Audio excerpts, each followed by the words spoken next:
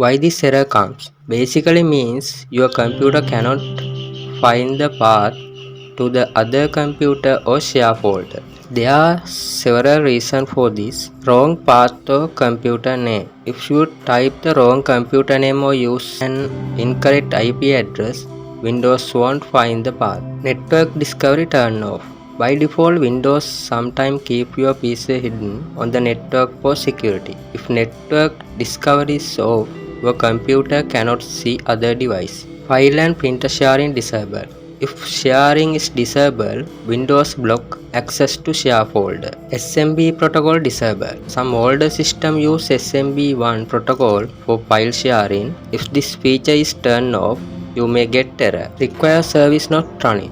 Windows uses background services like function discovery provider and UPnP device host to find other computer. If these services are stopped, the network path won't be found.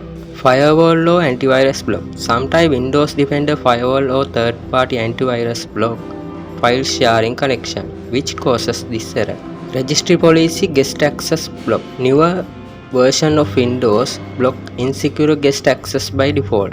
If you are trying to access a share folder without a password, the system might deny the connection and show this error. So now that we know the main reason, let's go step by step and fix the error.